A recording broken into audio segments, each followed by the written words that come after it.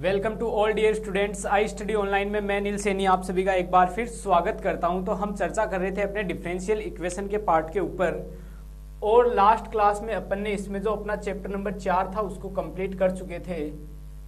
Differential equation chapter number 4 जो था homogeneous differential equation यानी कि समघात अवकल समीकरण, समघात अवकल समीकरण को हम कंप्लीट कर चुके थे। आज की क्लास में हम आगे बढ़ेंगे और अपना नेक्स्ट चैप्टर स्टार्ट करेंगे जिसका नाम है साइमल्टेनियस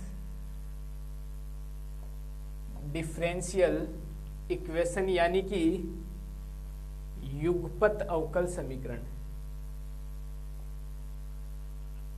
युगपत अवकल समीकरण साइमल्टेनियस डिफरेंशियल इक्वेशन, इसके ऊपर हम चर्चा करेंगे। तो इसके ऊपर चर्चा स्टार्ट करने से पहले मैं बता देना चाहता हूं आप सभी स्टूडेंट को कि ये वाला चैप्टर अपना जो चैप्टर नंबर 4 था, ठीक है। अब चैप्टर नंबर 4 पूरा किससे रिलेट कर रहा था? चैप्टर नंबर 3 से रिलेट कर रहा था, ठीक है। कि चैप्टर नंबर 3 में किस प्रकार अपन ने CF निकाला था, फिर PI निकाला था, और जो कंप्लीट सॉल्यूशन था अपना वो क्या आया था? Y बराबर CF प्लस PI आया था। उसके बाद हम चैप्टर नंबर 4 में एंटर हुए। होमोजीनियस डिफरेंशियल इक्वेशन, हमें समघात अवकल समीकरण दी हुई थी, उसका सॉल्यूशन हमने किया था, ठीक है। कैसे किया था? हमने z बराबर log x रखा था।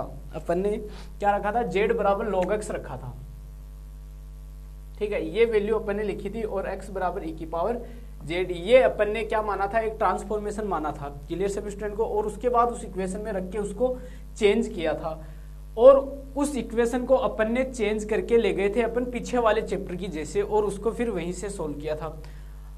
यही सेम चीजें पूरा का पूरा चैप्टर नंबर 3 और चैप्टर नंबर 4, ठीक है। चैप्टर नंबर 3 था linear differential equation with constant coefficient, chapter number 4 था होमोजीनियस लीनियर डिफरेंशियल इक्वेशन।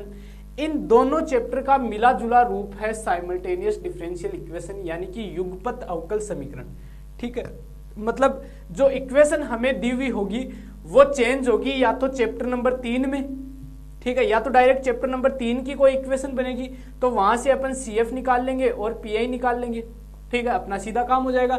या वो बनेगी चैप्टर नंबर 4 की होमोजीनियस डिफरेंशियल इक्वेशन, ठीक है। होमोजीनियस डिफरेंशियल इक्वेशन को भी हम चेंज करेंगे तो वो भी किस में चेंज हो जाएगी? चैप्टर नंबर 3 के किसी इक्वेशन में चेंज हो जाएगी, वहां से हम CF और PI निकाल लेंगे, ठीक है। ये कंसेप्ट इसका रहता है। लेकिन इसके अलावा चैप्टर नंबर 3 और चैप्टर नंबर 4 के अलावा भी इसमें कुछ कंसेप्ट लगते हैं, ठीक है। उन कंसेप्ट की भी हम चर्चा करेंगे। तो स्टार्ट करते हैं। सबसे पहले अपना आज का जो टॉपिक है युगपत अवकल समीकरण क्या होता है, किस प्रकार से इसके इक्वेशन का सॉल्यूशन किया जाता है, उन सभी चीज के ऊपर हम चर्चा करते हैं। तो सबसे पहले ध्यान से सुनना, आपके सामने फॉर्मेट 2 इक्वेशन आपको दी हुई मिलेगी, ठीक है। फर्स्ट कंडीशन, जैसे अब तक अपन ने कितने चैप्टर पढ़ लिए? 4 चैप्टर पढ़ लिए। चारों चैप्टर में हमें कितनी इक्वेशन मिलती थी? एक ही इक्वेशन मिलती थी, ठीक है। हर चैप्टर के अंदर, हर एक्सरसाइज के अंदर, हर क्वेश्चन के अंदर हमें एक ही इक्वेशन मिलती थी। लेकिन यहां हमें 2 इक्वेशन मिलेगी, ठीक है। इसमें 2 इक्वेशन मिलेगी। यहां F1dx प्लस F2dy बराबर phi t and G1dx plus G2dy बराबर साइन टी। क्लियर सभी स्टूडेंट को? जहां d बराबर d अपॉन dt की कोई फॉर्म होगी, d बराबर क्या होगा? यहाँ d अपॉन dt होगा, ठीक है। यहाँ x नहीं है, x तो बाहर d अपॉन dx नहीं होगा, d अपॉन dt होगा। ये आपको ध्यान में रखना है, ठीक है। इस प्रकार की हमें 2 इक्वेशन मिलेगी जहां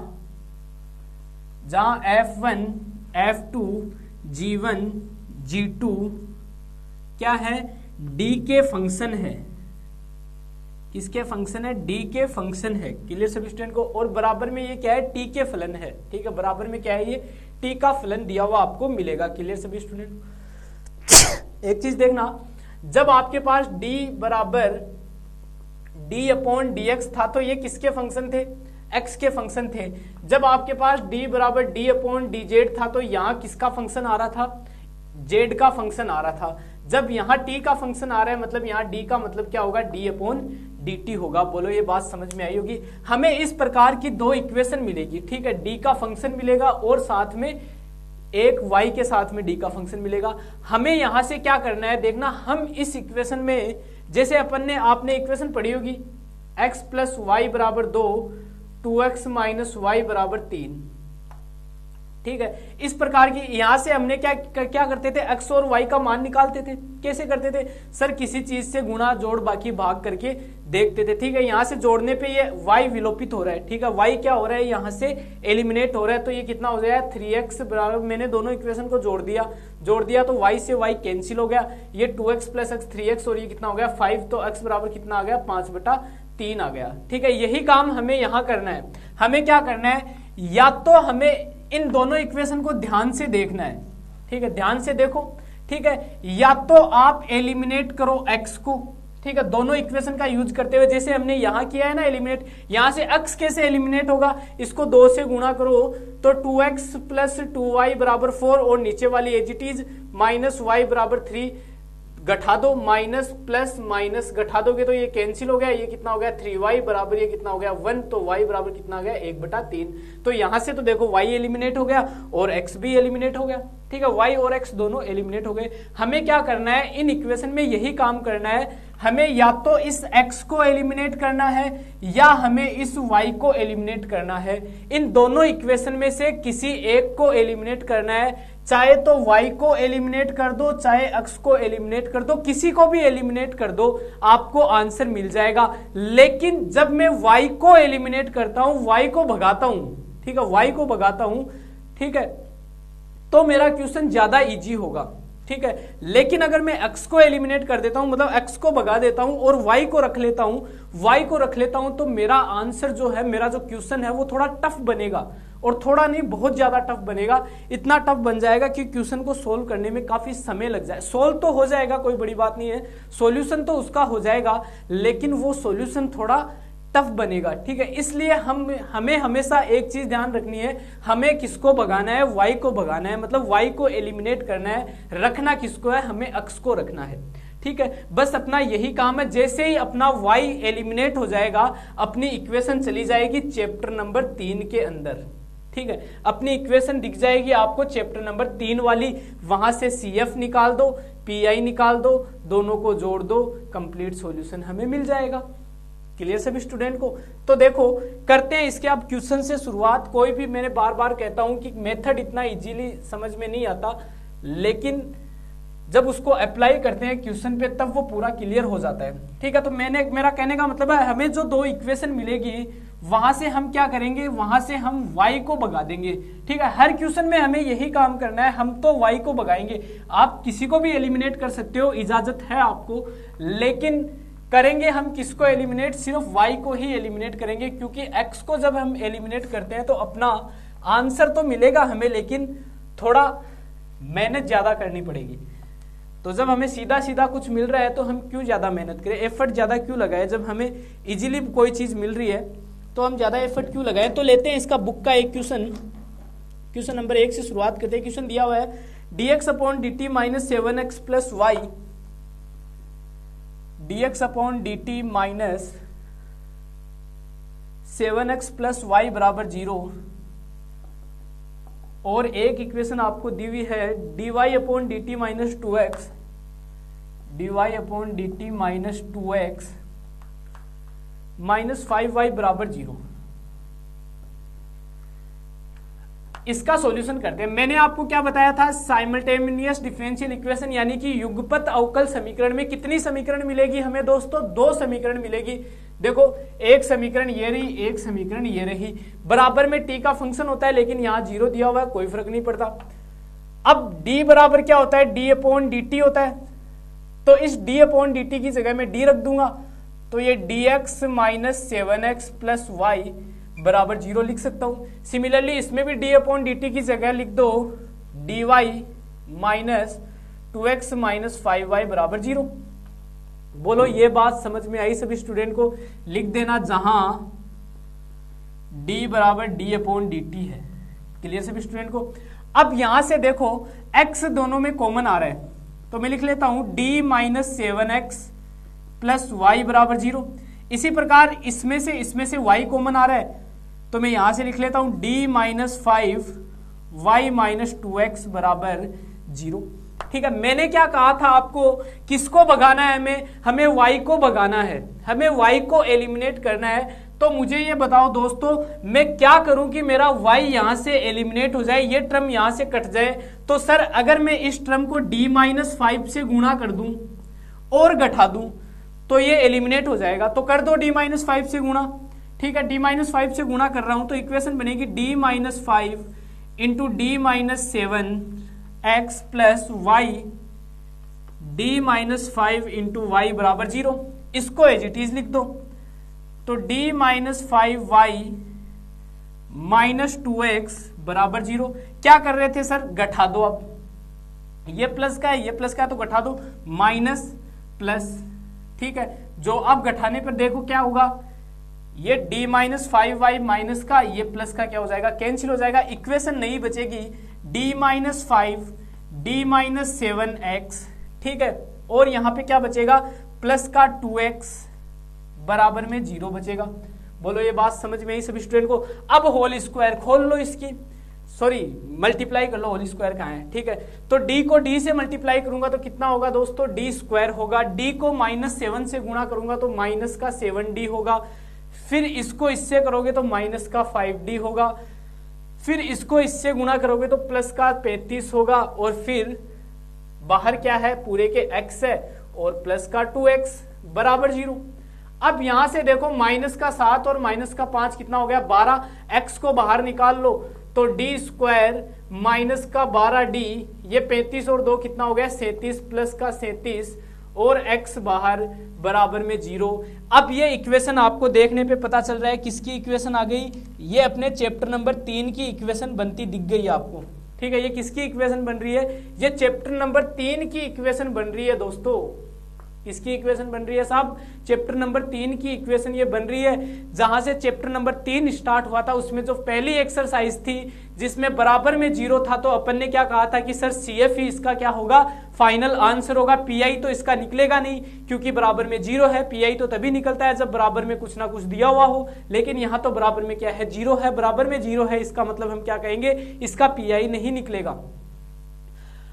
तो ये हमें x के बराबर एक रिजल्ट मिलेगा। ठीक है, यहां तक एक बार मैं दोबारा रिपीट करता हूं इस इक्वेशन को। मुझे क्या दिया हुआ है, मैंने इस इक्वेशन को d अपॉन dt को d लिख दिया, यहाँ d अपॉन dt को d लिख दिया, बाकी इक्वेशन एज इट इज है। ठीक है, यहां से इन दोनों में x कॉमन आ रहा था, x को कॉमन ले लिया, y एज इट इज बराबर में 0। यहां से y, इन दोनों में से y कॉमन आ रहा था, y कॉमन ले लिया, तो ये मेरी इक्वेशन आ गई। बोलो ये बात समझ में आई सभी स्टूडेंट को। अब एक चीज ध्यान से सुनना, मैंने क्या कहा था आपको कि हर एक, यहां से देखो x भी एलिमिनेट होता है। आप नीचे वाली इक्वेशन को d माइनस 7 से मल्टीप्लाई कर दो, नीचे वाली इक्वेशन को आप d माइनस 7 से मल्टीप्लाई करोगे तो आपका x का जो टर्म है वो एलिमिनेट हो जाएगा, y का टर्म बच जाएगा। ठीक है, तो y का टर्म बच जाएगा तो हमें y के बराबर मान मिल जाएगा। लेकिन मैंने आपको क्या कहा था, हमें तो y को भगाना है, हमें तो y को भगाना है, क्योंकि अगर हम y को एलिमिनेट कर, इसको x को एलिमिनेट करके अगर हम y को रखेंगे तो अपनी जो इक्वेशन होगी वो थोड़ी टफ बनेगी, डिफिकल्ट बनेगी। हमें तो इजी, हमें तो सीधा सीधा खाने की आदत है, हम क्यों इतनी मेहनत करें जब हमें सीधा सीधा मिल रहा है। जब सीधा सीधा मिल रहा है तो मेहनत करने का सवाल ही पैदा नहीं होता।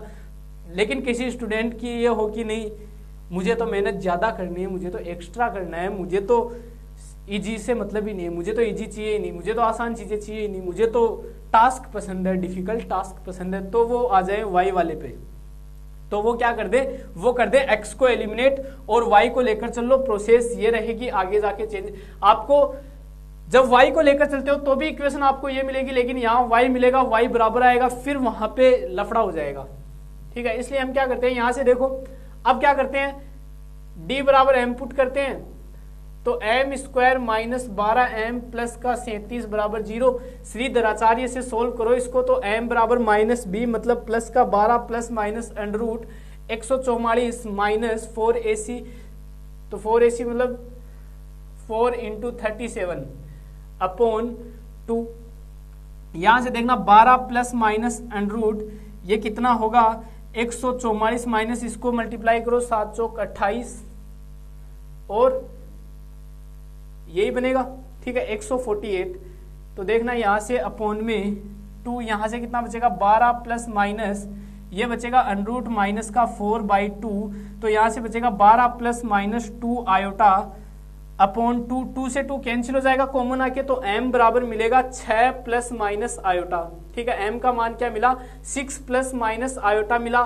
तो यहाँ से CF हमें क्या मिलेगा सर, CF बराबर होगा e की पावर अल्फा x, तो e की पावर अल्फा कितना है 6, और x की जगह क्या आएगा, अब x नहीं आएगा, अब क्या आएगा t आएगा, क्योंकि d बराबर अपन d अपॉन dx होता है तब तो यहाँ x आता है, लेकिन यहाँ d अपॉन क्या है t है, तो यहाँ क्या आएगा t ब्रैकेट में c1 cos t plus c2 sin t, ये मुझे क्या मिलेगा CF मिलेगा, और ये CF ही मेरा क्या होगा आंसर होगा, ठीक है, क्योंकि PI तो निकलेगा नहीं। लेकिन एक चीज और ध्यान रखना दोस्तों, यहां पर ही हमें आंसर नहीं मिलेगा, अभी आंसर थोड़ा दूर है,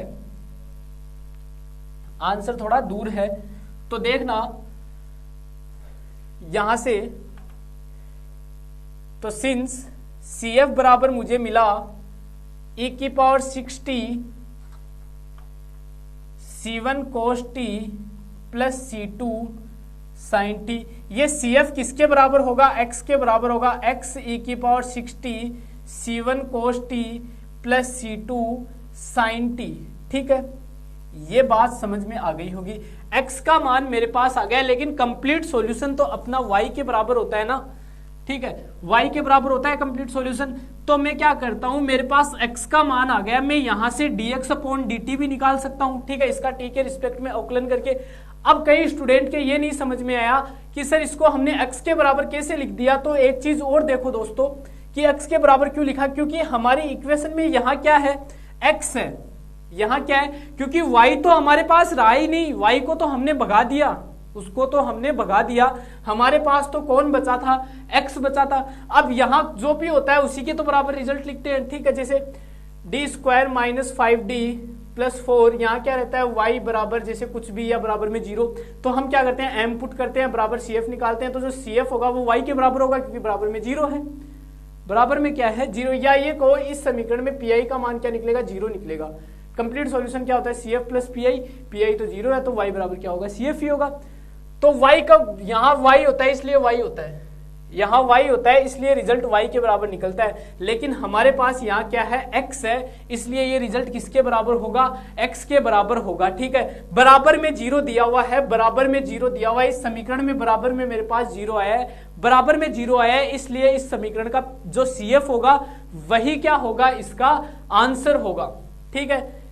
ये क्या है, अब क्या ये आंसर आ गया है, नहीं, ये तो x का मान है, मुझे तो y का मान चाहिए, ठीक है। तो मैं इस x का मान यहां रख के y का मान निकाल सकता हूं, लेकिन उसके लिए मुझे dx अपॉन dt भी चाहिए, तो यहां से मैं आप निकालता हूं dx अपॉन dt, t के रिस्पेक्ट में इस समीकरण का अवकलन कर दो u इंटू v से करता हूं, तो e की पावर 6t ऐसा का ऐसा c1 cos t का हो जाएगा माइनस का sin t plus c2 sin t का हो जाएगा cos t, क्लियर सभी स्टूडेंट को।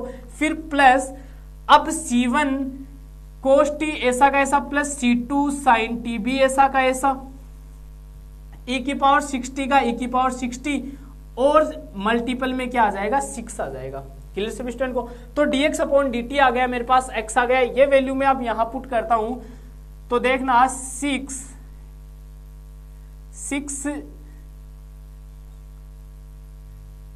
e की पावर 60,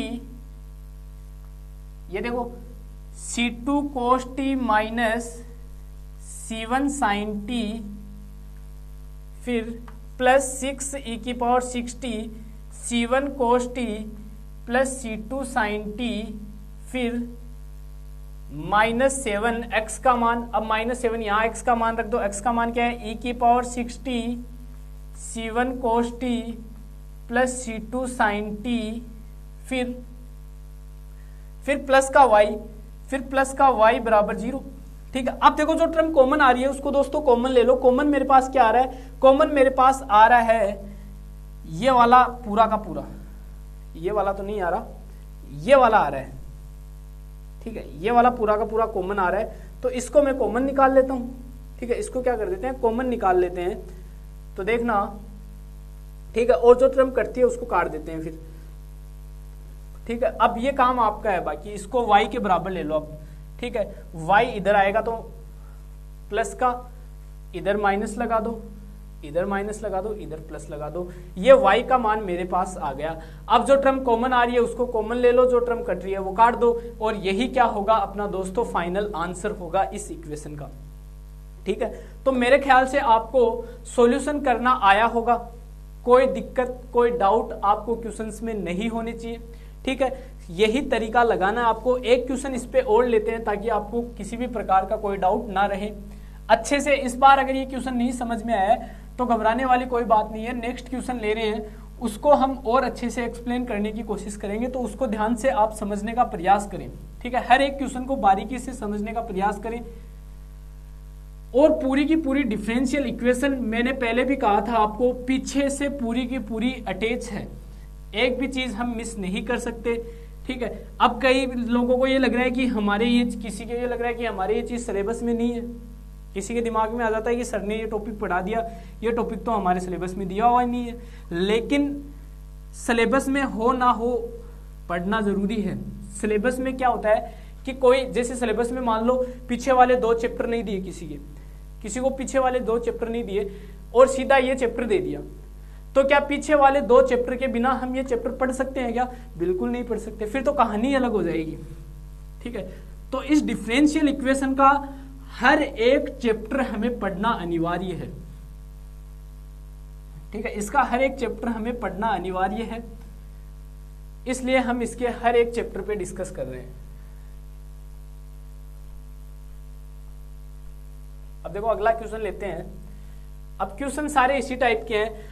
अब कुछ क्वेश्चंस ऐसे आएंगे जिनके बराबर में आपको कुछ ना कुछ दिया हुआ मिल जाएगा।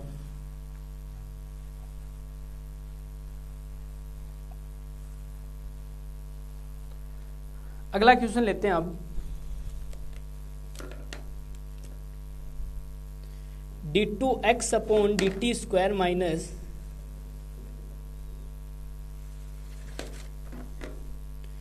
d2x upon dt square d2x upon dt square minus 3x minus 4y बराबर 0, माइनस 3x माइनस 4y बराबर 0, d2y upon dt square d2y upon dt square plus x plus y बराबर 0, प्लस x प्लस वाई बराबर 0। एक बार question दोबारा check कर लेते हैं। d2x upon dt square minus 3x minus 4y बराबर 0 and d2y upon dt square plus x plus y बराबर 0, बिल्कुल एकदम सही है। ठीक है, अब देखो वही चीज इसकी जगह में क्या लिख सकता हूं, d2x minus 3x minus 4y बराबर 0 एंड इसको मैं क्या लिख सकता हूं, इधर लिखो, अब इसको लिख सकता हूं d2y plus x plus y बराबर 0। ठीक है, अब यहां से देखो भाई साहब, इस यहां से तो इतने में से x कॉमन ले लो, तो d2 minus 3x minus Y बराबर 0, और इसमें से y कॉमन ले लो, तो d2 plus 1 y plus x बराबर 0। किसको भगाना है, किसको भगाना है? y को भगाना है भाई साहब। x को तो रखना ही रखना है, x को हमें छेड़ना भी नहीं है, हमें तो y के लात मारनी है, इसको हटाना है यहां से, और किसी से हमें कोई मतलब नहीं है, तो y को हटा दो। y कैसे हटेगा, जब यहां मेरे पास ये d स्क्वायर प्लस 1 की टर्म होगी। अरे एलिमिनेशन मेथड तो आता है ना, सभी को 5वीं 6वीं क्लास से पढ़ रहे हो, 5वीं में पढ़ा, 6वीं में पढ़ा, 7वीं में, 8वीं में, 9वीं में, 10वीं में, फिर 11वीं से सर ने बोला कि पीछे पढ़ा हुआ है, एलिमिनेशन करके एक्स वाई का मान निकाल दो, 12वीं में यही बोला। ठीक है, ये चीजें बोली थी ना आपको, फिर फर्स्ट ईयर आप लोगों ने पढ़ी नहीं, प्रमोट हो गए, वरना वहां और बोल देते। ठीक है, तो एलिमिनेशन मेथड जानते हो सभी, एलिमिनेट करना आता है सभी को। तो यहाँ कब होगा y एलिमिनेट, कब होगा, जब यहाँ d स्क्वायर प्लस 1 हो, फिर दोनों को जोड़ दूं। ठीक है, तो इसको d स्क्वायर प्लस 1 से मल्टीप्लाई कर दो साहब, तो ये d square minus 3 d square plus 1 x minus y d square plus 1 बराबर 0 एंड इसको पहले लिख दो, x इसको बाद में लिख दो, plus D square plus 1 y बराबर 0। अब क्या कर दो, दोनों को जोड़ दो। जैसे ही जोड़ते हो ये माइनस का ये प्लस का, दोनों देखो एक जैसे हैं, जोड़ते हो तो ये टर्म क्या हो जाएगी, कैंसिल हो जाएगी। यहां क्या बचेगा, D square minus 3 D square plus 1x plus x बराबर 0। यहां से देखो D square minus 3 D square plus 1 x बराबर 0। आगे देखो, अब मल्टीप्लाई कर लो इसको, मल्टीप्लाई करते हो तो D square into D square कितना हो जाएगा, डी की पावर 4 डी स्क्वायर प्लस 1 तो डी स्क्वायर, फिर माइनस 3 डी स्क्वायर, फिर माइनस का 3 और प्लस का 1 इंटू एक्स बराबर 0। एक बार दोबारा देखते हैं, डी स्क्वायर को डी स्क्वायर से मल्टीप्लाई किया तो डी की पावर 4, फिर डी स्क्वायर को 1 से मल्टीप्लाई करोगे तो डी स्क्वायर, फिर माइनस का 3 को डी स्क्वायर से मल्टीप्लाई करो तो माइनस का 3 डी स्क्वायर, फिर माइनस के 3 को प्लस के 1 से मल्टीप्लाई करोगे तो माइनस का 3 और ये प्लस 1, ऐसा का ऐसा। यहां से देखा प्लस का डी स्क्वायर माइनस का 3 डी स्क्वायर माइनस का 2 डी स्क्वायर,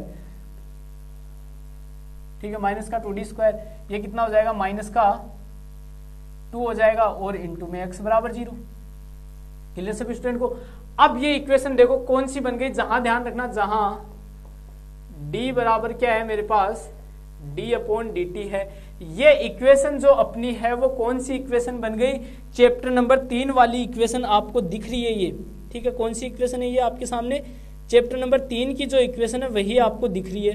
क्लियर सभी स्टूडेंट को, ये चीज आपको ध्यान में रखनी है। अरे यार एक छोटी सी मिस्टेक वापस कर गए, ये माइनस का 4 था यहां, ठीक है, y के साथ में था या x के साथ में, एक बार मैं चेक कर लेता हूं।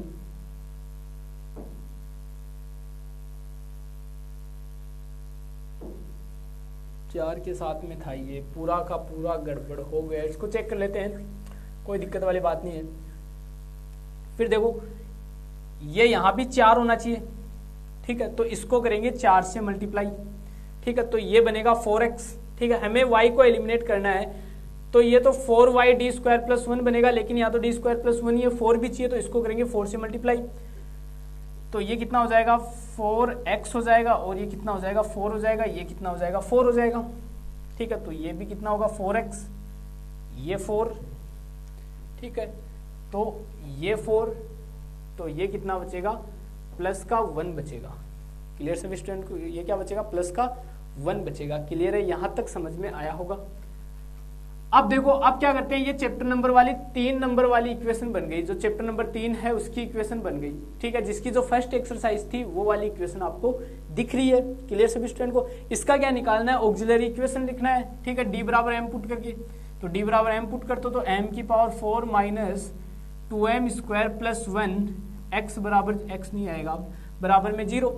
ये देखो m स्क्वायर माइनस 1 का होल स्क्वायर बन रहा होगा, ये बन रहा होगा, देखो m square minus 2m plus 1, ठीक है, इसका स्क्वायर खोलो, m स्क्वायर मतलब m की power 4 minus 2m square plus 1 बराबर 0, तो ये आपके सामने बन रहा है।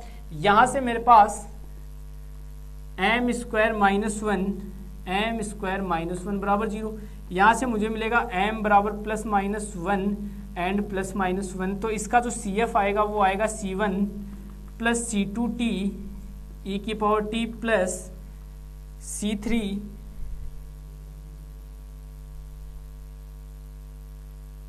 फिर माइनस, दोनों की वैल्यू सेम है तो फिर C3 प्लस C4t और e की पावर माइनस t, ये क्या आ जाएगा इसका CF आ जाएगा। क्लियर सभी स्टूडेंट को, ये क्या आ गया इसका CF आ गया। क्लियर सभी स्टूडेंट को, ठीक है, ये CF लिखना आता होगा सभी स्टूडेंट को, इसमें तो कोई डाउट होना ही नहीं चाहिए। CF क्या होता है, देखो वैल्यू कैसी कैसी आ रही है अपने पास, 1 आ रहा है, 1 आ रहा है, माइनस 1 आ रहा है, माइनस 1 आ रहा है, ठीक है, ये दो सेम है तो इनके लिए ये आ गया, ये दो सेम है तो माइनस का t आ गया ऊपर, ठीक है, बाकी एज इट इज ऐसा का ऐसा लिख दिया। ये CF ही क्या होगा, मेरा आंसर होगा x बराबर C1 प्लस C2t ई की power T plus C3 plus C4 T E की पावर माइनस टी। क्लियर सभी स्टूडेंट को? अब ये क्या आ गया, मेरे पास x का मान आ गया। अब मैं एक बार इस क्वेश्चन को दोबारा रिपीट करता हूं, ध्यानपूर्वक सुनना, अच्छे से सुनना। ये हमें दो डिफरेंशियल इक्वेशन दिख रही है, आपको दो इक्वेशन आपको दिख रही है। मैंने क्या कहा था, साइमल्टेनियस डिफरेंशियल इक्वेशन में आपको दो इक्वेशन मिलेगी, ठीक है। ये इक्वेशन मिल गई, इसको मैं d2/dt² को लिख सकता हूँ d², इसको भी मैं क्या लिख सकता हूँ d²। x ऐसा का ऐसा, ये वाला ऐसा का ऐसा, ये वाले ऐसे के ऐसे, ठीक है। अब दिख रहा है मुझे इसमें से x कॉमन आ रहा है तो x कॉमन ले लिया, ठीक है। इसमें से y कॉमन आ रहा है तो y कॉमन ले लिया। क्लियर सभी स्टूडेंट को? यहां तक समझ में आया होगा। मुझे क्या करना है, मुझे इस y को एलिमिनेट करना है, ठीक है। हमें x को एलिमिनेट नहीं करना, क्योंकि x को एलिमिनेट करेंगे तो हमारे पास y बच जाएगा और y का सॉल्यूशन करना थोड़ा मुश्किल होता है, ठीक है। इसलिए हम हमेशा क्या करते हैं, x में ही रखते हैं इसको और y को एलिमिनेट। बस आपको ज्यादा दिमाग लड़ाने की जरूरत नहीं है, बस आप तो इतना ध्यान रखो कि हमें क्या करना है, हमें सिर्फ और सिर्फ y को एलिमिनेट करना है हर एक समीकरण में, ठीक है। तो मैंने क्या किया, यहां से y को एलिमिनेट करना है। y को एलिमिनेट करने के लिए देखो मुझे क्या करना पड़ेगा, यहाँ एक तो इसके पास तो 4 की कमी है, इसलिए इसको तो 4 से गुणा कर दिया। इसके पास d²+1 की कमी है तो इसको d²+1 से गुणा कर दिया। तो ये वाली इक्वेशन आ गई मेरी ये, और नीचे आ गई ये इक्वेशन। क्लियर? दोनों को जोड़ूंगा तो ये प्लस का है ये माइनस का है तो कैंसिल हो जाएगा और ये इक्वेशन मेरे पास बच जाएगी। x कॉमन ले लिया, मल्टीप्लाई किया तो मेरे पास ये इक्वेशन आ गई, ठीक है। ये अचर गुणांकों वाली रेखिक समीकरण है, ठीक है। ये कौन सी है, linear differential equation with constant coefficient, ठीक है। ये अचर गुणांकों वाली रेखिक अवकल समीकरण हमारे सामने है। बराबर में क्या है, 0 है। बराबर में 0 है, इसका मतलब इसका पीआई नहीं निकलेगा, सिर्फ क्या निकलेगा, सीएफ निकलेगा, ठीक है। और वो सीएफ ही क्या होगा, मेरे अक्स के बराबर रिजल्ट होगा, ठीक है। और इस इक्वेशन को सोल्व कैसे करते हैं सर, सीएफ निकालने के लिए हम ऑक्सिलरी इक्वेशन बनाते हैं, यानी कि डी की जगह एम पुट करते हैं। तो डी की जगह एम पुट कर दिया और ये बराबर में 0 आ गया। ये मुझे दिख रहा है m² - 1 का होल स्क्वायर है। यहां से m के 4 मान मिले, 1, 1, -1 और -1।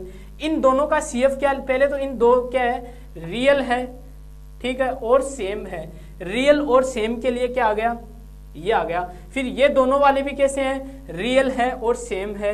रियल और सेम के लिए ये आ गया। बोलो ये बात समझ में आई होगी सभी स्टूडेंट को?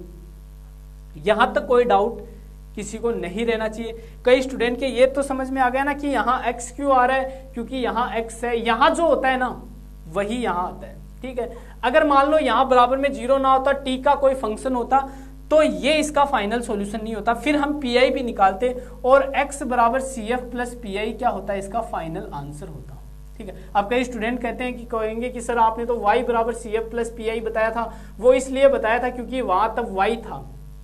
यहां अगर z होता है तो z बराबर, यहां अगर t होता है तो t बराबर, मतलब डिपेंड करता है सारा इसके ऊपर, यहां कौन है, यहां कौन बैठा है उसके ऊपर डिपेंड करता है ये मान। तो ये चीज समझ में आ गई होगी। x का मान मेरे पास यहां से आ गया। अब क्या करते हैं भाई साहब, x का मान आ गया तो मैं क्या निकालूंगा, dx/dt निकालूंगा, ठीक है। dx/dt निकालने के बाद, dx/dt निकालने के बाद मैं निकालूंगा d2x/dt²। ये जैसे ही मुझे मिलेगा मैं निकालूंगा d2x/dt², ठीक है। और d2 फिर मेरे सामने x का मान भी आ गया, dx/dt का मान भी आ गया और d2x/dt² का मान भी आ गया। dx/dt की तो हमें जरूरत है नहीं, हमें d2x/dt² और x का मान यहां रखूंगा और y का मान निकाल दूंगा। वही क्या होगा, हमारा इसका फाइनल आंसर होगा। तो ये काम आपको स्वयं करना है। कौन सा काम आपको स्वयं करना है, यहां तक मैंने कर दिया। dx/dt आपको निकालना है, d2x/dt² आपको निकालना है, d2x/dt² और x इन दोनों के मान आपको इस समीकरण में रखने हैं और y का मान आपको निकालना है। क्लियर सभी स्टूडेंट को? जैसे ही आपको y का मान मिल जाता है वही क्या होगा, आपका फाइनल आंसर होगा। अब हम एक क्वेश्चन ऐसा लेते हैं जिसमें बराबर में 0 ना हो। अब वैसे देखा जाए तो हम चैप्टर नंबर 4 को तो हम 3 को तो इतनी बार पढ़ चुके हैं, क्योंकि चैप्टर नंबर 4 में भी 3 को पढ़ा था, 3 में तो 3 को पढ़ा ही था, उसके बाद चैप्टर नंबर 4 में भी 3 को पढ़ लिया, अब चैप्टर नंबर 5 में भी हम 3 को पढ़ रहे हैं, मतलब ये 3 तो पीछा ही नहीं छोड़ रहा, ये 3 तो चला ही जा रहा है, चैप्टर नंबर 3 पीछा ही नहीं छोड़ रहा।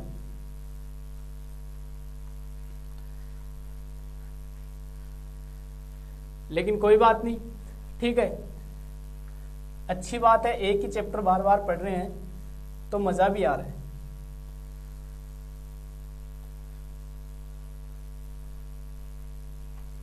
देखो यहां ये इस चैप्टर के बाद पीछा छूट जाएगा अपना, फिर अलग टाइप के क्वेश्चन आ जाएंगे।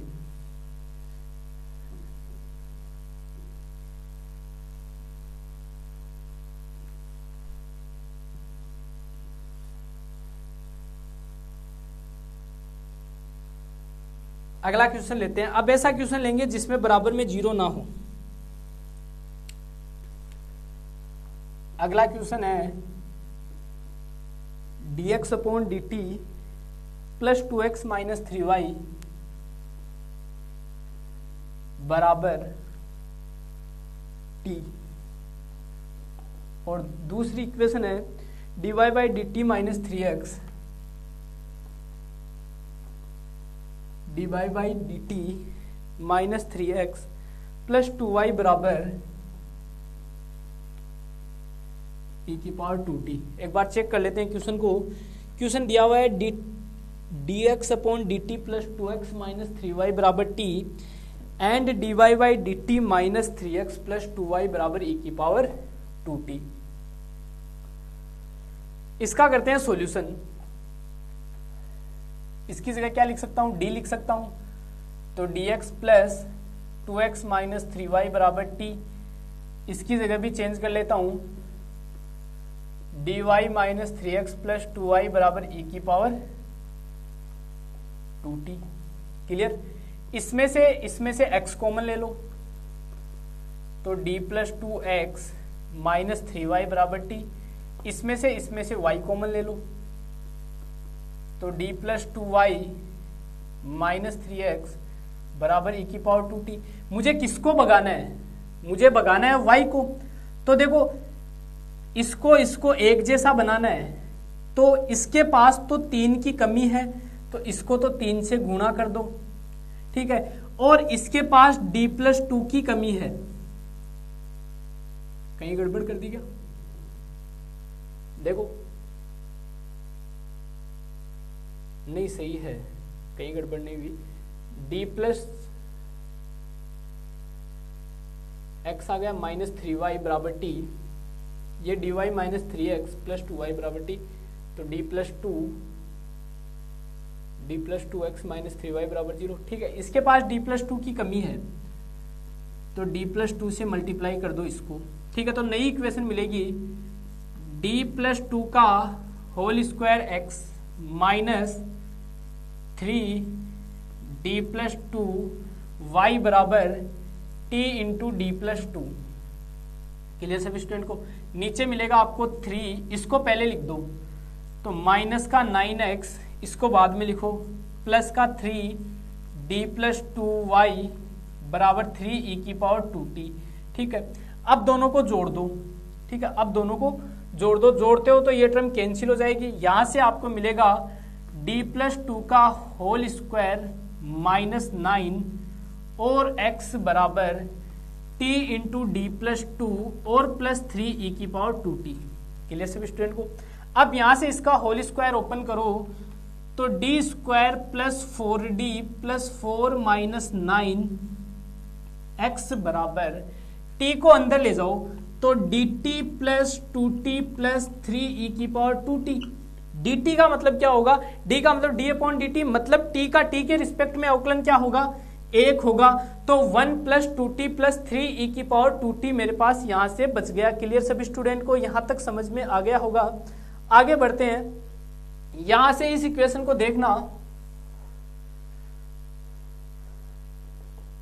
d square plus 4d minus 5x बराबर 1 प्लस 2t प्लस 3e की पावर 2t। डी अब क्या करते हैं, डी अब देखो ये चैप्टर नंबर 3 में चली गई इक्वेशन, ठीक है, चैप्टर नंबर 3 में इक्वेशन चली गई, इसका तो पीआई भी निकलेगा। ठीक है, सबसे पहले सीएफ निकालते हैं। सीएफ निकालने के लिए डी बराबर एम पुट करते हैं, तो यहां से देखना M square plus 4m minus 5 बराबर 0। ठीक है, तो यहां से मिलेगा M square plus 5m minus M minus 5 बराबर 0। एम कॉमन लिया तो m प्लस 5, माइनस का 1 कॉमन लिया तो m प्लस 5 बराबर 0। तो m के दो मान मिलेंगे, प्लस का 1 एंड माइनस का 5। तो CF बराबर मुझे मिलेगा C1 e की power t plus C2 e की पावर माइनस 5t। क्लियर सभी स्टूडेंट को? ये मुझे मिल गया CF। अब मुझे चाहिए PI। ठीक है, तो PI बराबर 1 प्लस 2t प्लस 3 e की power 2t upon D square plus 4d minus 5। Clear सभी स्टूडेंट को? ये मेरे सामने आ गया। ठीक है, D square plus 4d minus 5। यहां से देखना दोस्तों, इतना इतना अलग कर लेता हूं, इतना इतना अलग कर लेता हूं, मतलब 1 प्लस 2t को अलग कर लो और D square plus 4d minus 5 minus 3 e की पावर 2t को अलग लिख दो। ये D square plus 4d minus 5। अब e की पावर ax अपॉन fd की फॉर्मेट हो तो हम क्या करते हैं, d बराबर a पुट करते हैं और fa 0 नहीं होना चाहिए।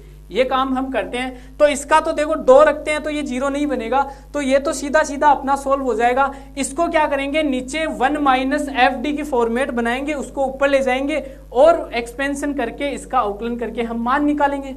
क्लियर? इधर वाला समझ में आ गया होगा तो मिटा देते हैं। ठीक है, एक बार में मिटाने से पहले दोबारा रिपीट कर देता हूं। सबसे पहला काम अपना यही होगा, डी अपॉन डी टी की जगह डी लिखो। डी लिख दिया, वहां तक इक्वेशन हो गई। फिर एक्स वाले में एक्स कॉमन ले, वाई वालों में वाई कॉमन ले लो, तो ये इक्वेशन आ गई। फिर क्या करना है, वाई को एलिमिनेट करना है। वाई को एलिमिनेट करना है तो देखो किस टर्म की कमी है। यहां किसकी कमी थी, d प्लस 2 की, तो d प्लस 2 से गुणा कर दिया। यहां किसकी कमी थी, 3 की, क्योंकि यहां 3 आ रहा है तो 3 से गुणा कर दिया। अब देखो दोनों सेम बन गए, ये दोनों सेम बन गए। ठीक है, जो ये माइनस का ये प्लस का है तो जोड़ने से काम हो जाएगा। जोड़ दिया तो ये कैंसिल हो गया और इसको साथ में जोड़ दिया तो ये हो गया। t को अंदर मल्टीप्लाई कर दिया, t को अंदर मल्टीप्लाई कर दिया तो dt प्लस 2t। dt का मतलब क्या है, dt का मतलब क्या है, d अपॉन dt और साथ में t, मतलब t का t के रिस्पेक्ट में अवकलन क्या होता है, 1, तो dt का मान 1 हो गया प्लस 2t प्लस 3 e की पावर 2t आ गया। क्लियर सभी स्टूडेंट को? यहां से मैंने CF निकाल दिया, अब PI निकाल रहा हूं, तो PI इसका तो सीधा सीधा निकल जाएगा। अब इसका निकालता हूं तो देखना,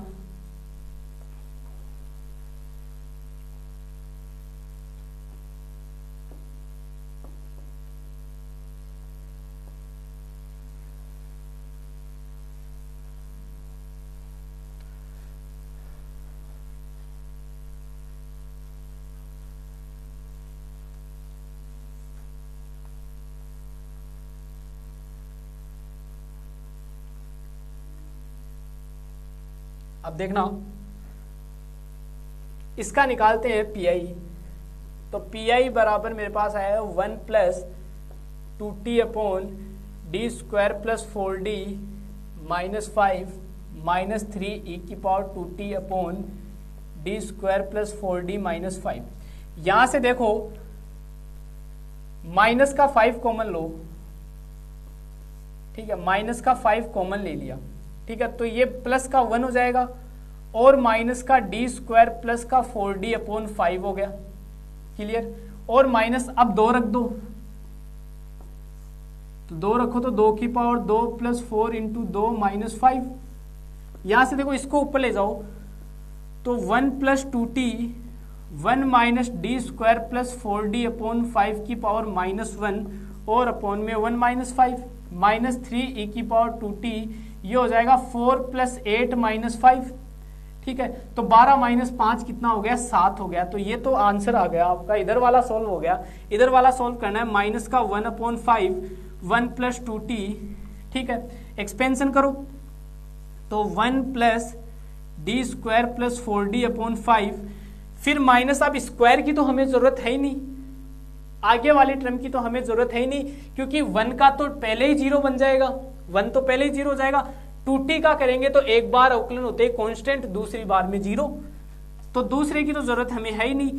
तो माइनस का 1 अपॉन 5, अब मल्टीप्लाई करो, 1 को इससे करो तो 1 प्लस 2t सीधा का सीधा, इसको डी स्क्वायर का मतलब 0, ठीक है। अब डी के साथ करो तो प्लस का 4/5 ऐसा का ऐसा, टी के रिस्पेक्ट में इसका अवकलन करेंगे तो 1 का तो 0, टी का कितना हो जाएगा 2 हो जाएगा, तो 4 दूनी 8 आ गया, बाकी वाले 0 हो जाएंगे। तो इसका और साथ में क्या चल रहा है -3/7 e⁻²t, यानी कि मुझे रिजल्ट में आंसर जो मिला, ठीक है, वो मिला है माइनस के 1/5 को अंदर लेना चाहो तो अंदर ले लो, ठीक है, जैसी आपकी मर्जी हो वैसे कर लो, ठीक है, या 5 को बाहर ले लो तो 1/25 5 + 10t + 8 -3/7 e⁻²t, ये मेरे पास PI आ गया, ठीक है। कंप्लीट सॉल्यूशन क्या होगा, x बराबर CF प्लस PI। अब कंप्लीट सॉल्यूशन क्या होगा, x बराबर CF प्लस PI हो जाएगा। तो x बराबर CF प्लस PI, तो x बराबर CF का मान क्या है आपके पास, ये रहा C1 e⁻t plus C2 e⁻−5t plus PI का मान हो गया माइनस का 1/25 5 + 10t 5 + 10t, 5 और 8 13, एक जगह ही लिख दो 13t -3/7 e⁻²t। क्लियर सभी स्टूडेंट को, ये आपके सामने x का मान आ गया, ठीक है। हमें क्या करना है, यहां से dx/dt निकालना है, मुझे क्या करना है dx/dt निकालना है, और dx/dt निकाल दो, तो dx/dt बराबर C1 e⁻t ऐसा कैसा, फिर ये माइनस का 5C2 को C2 लिख दो, एक ही बात है, C2 e⁻−5t -1/25 13 का 0 हो जाएगा, और 10t का क्या हो जाएगा 10 हो जाएगा, फिर -3/7 e⁻²t, 2 इधर आ जाएगा तो कितना हो जाएगा 6 हो जाएगा। 10/25 का मतलब होता है 2/5, ये क्या आ गया मेरे पास dx/dt का मान आ गया, ठीक है। ये dx/dt का मान आप यहां रख दो, x का मान रख दो और y का मान आप निकाल दो, ये क्वेश्चन भी आपका क्या होता है कंप्लीट होता है।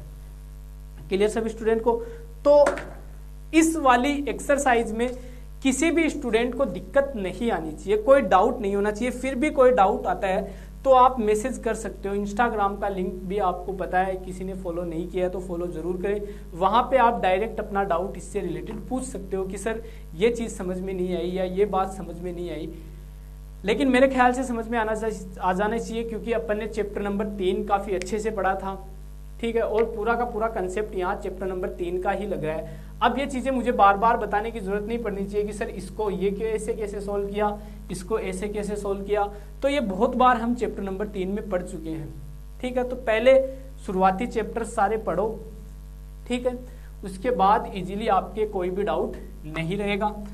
अब हम आगे बढ़ते हैं और कुछ क्वेश्चंस में लिखता हूं आपके लिए, ठीक है। इससे आज की जो क्लास है उससे रिलेटेड मैं कुछ क्वेश्चंस लिख रहा हूं जो आपको स्वयं हल करने हैं, ठीक है। और मैं ये चीज सभी से उम्मीद करता हूं कि जो क्लास के साथ जो क्वेश्चंस आपको दिए जा रहे हैं वो सारे के सारे क्वेश्चन आप साथ साथ में सोल्व कर रहे हो। अगर आप सोल्व नहीं कर रहे हो तो इसका मतलब है आप स्वयं के साथ धोखा कर रहे हो, ठीक है। धोखा किसी के साथ भी नहीं करना चाहिए, लेकिन खुद के साथ तो कम से कम ईमानदार रहना ही चाहिए। आज की क्लास से रिलेटेड कुछ क्वेश्चंस मैं लिख रहा हूं जो आपको सॉल्व करने हैं।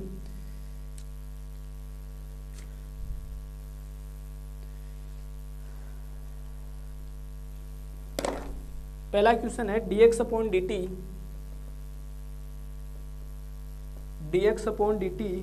प्लस 7x माइनस y बराबर 0 and dy/dt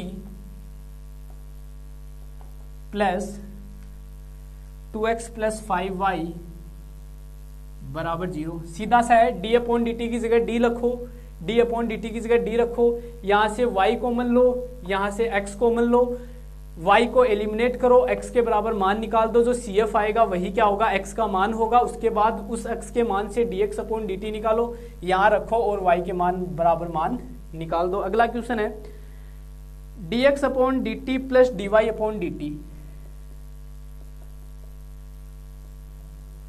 dx upon dt plus dy upon dt plus 2x plus y बराबर 0,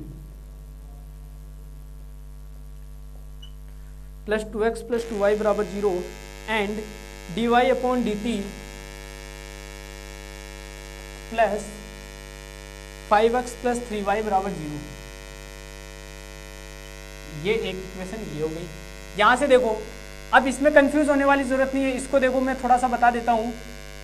dx plus dy plus 2x plus 2y बराबर 0 एंड इसको लिख सकता हूं dy plus 5x plus 3y बराबर 0।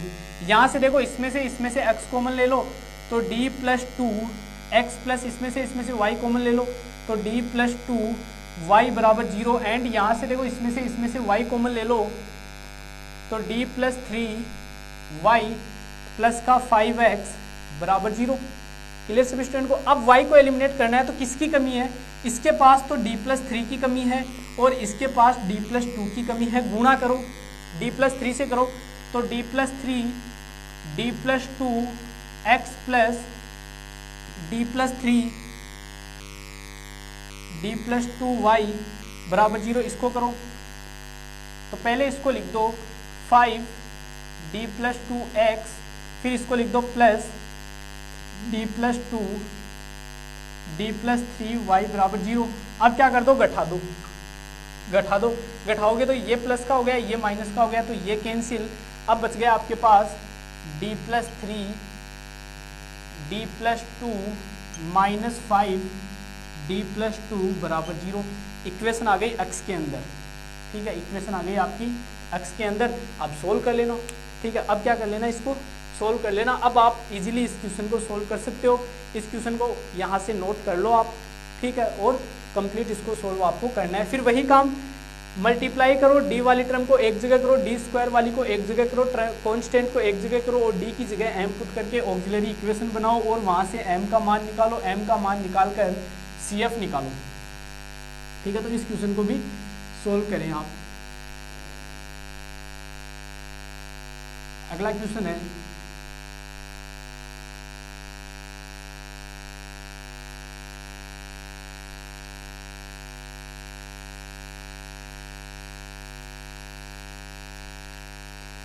अगला क्वेश्चन लिख रहे हैं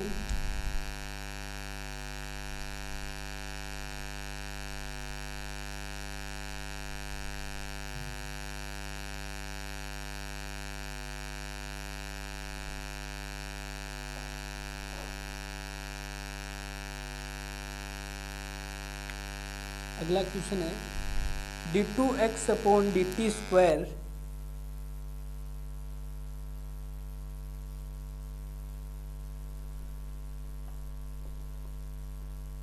d2x upon dt square plus m square y बराबर 0 and d2y upon dt square minus m square x बराबर 0। यहाँ से देखो, इसको लिख दो d2x plus m square y बराबर 0, इसको लिख दो d2y minus m square y बराबर 0, ठीक है। किसको एलिमिनेट करना है? y को एलिमिनेट करना है। y को एलिमिनेट करना है, इसका मतलब इसको कर दो d स्क्वायर से मल्टीप्लाई, इसको कर दो m स्क्वायर से multiply, d square into m। तो देखना d की power 4x plus m square d square y बराबर 0, इसको किया m से मल्टीप्लाई, सॉरी एक सेकेंड,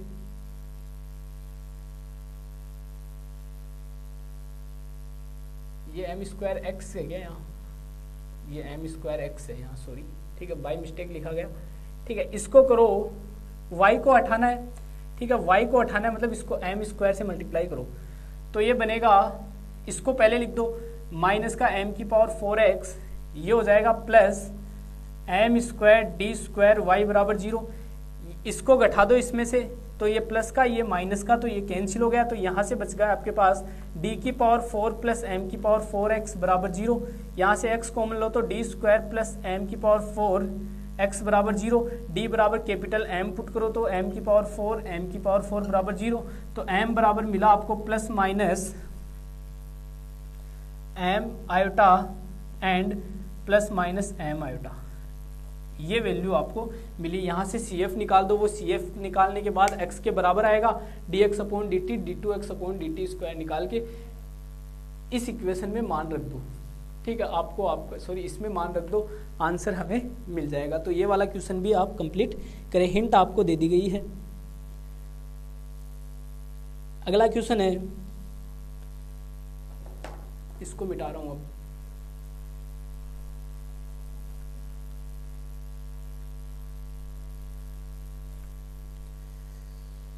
क्वेश्चन है next, d2x upon D T square plus 3dy by D T plus 3y by D T plus 16x बराबर 0 and अगला है d2y upon D T square, d2y upon D T square minus 5dx upon D T plus 9y बराबर 0, ठीक है। इसको भी change कर लेना, इसको डी स्क्वायर डी, ठीक है। x वाले में से x बाहर निकाल लेना, y वाले में से y बाहर निकाल लेना और इसको सोल्व करना। आगे लिखता हूं नेक्स्ट क्वेश्चन। क्वेश्चन है dx upon D T plus 4x plus 3y बराबर t, dx upon D T plus 4x plus 3y बराबर t। ये जस्ट अभी जो अंतिम क्वेश्चन हमने किया था, पीआई भी निकाला था, वैसा का वैसा है, एज इट इज, कोई भी चेंज इसमें नहीं है। dy upon D T plus 2x plus 5y बराबर e की power t, 2x plus 5y बराबर e की पावर t। ये क्वेश्चन करें। अगला क्वेश्चन लिख रहा हूं, dx upon D T plus 5x plus y, dx upon D T plus 5x बराबर y प्लस y बराबर e की power t and dy by D T minus x plus 3y बराबर e की power t, minus x plus 3y बराबर e की power 2t। यही है, बिल्कुल यही क्वेश्चन है। यहां तक इतने क्वेश्चंस आपके लिए हैं, इन क्वेश्चंस को आप करके देखें। अगली क्लास में हम थोड़े अलग टाइप के, अलग नेचर के क्वेश्चन सोल्व करेंगे, ठीक है। इसी में कुछ क्वेश्चंस ऐसे हैं जिनका कोई मेथड नहीं है, ठीक है, जिनका कोई मेथड नहीं है, फिक्स पैटर्न होता है, ठीक है। पैटर्न भी फिक्स नहीं है, लेकिन मतलब वो दिमाग के हैं, कुछ पहेली टाइप के क्वेश्चन है, पजल टाइप के क्वेश्चन है। उन क्वेश्चंस पे हम चर्चा करेंगे अपनी अगली क्लास में। तो मिलते हैं अपनी नेक्स्ट क्लास में, तब तक के लिए आपका दिन शुभ रहे, धन्यवाद।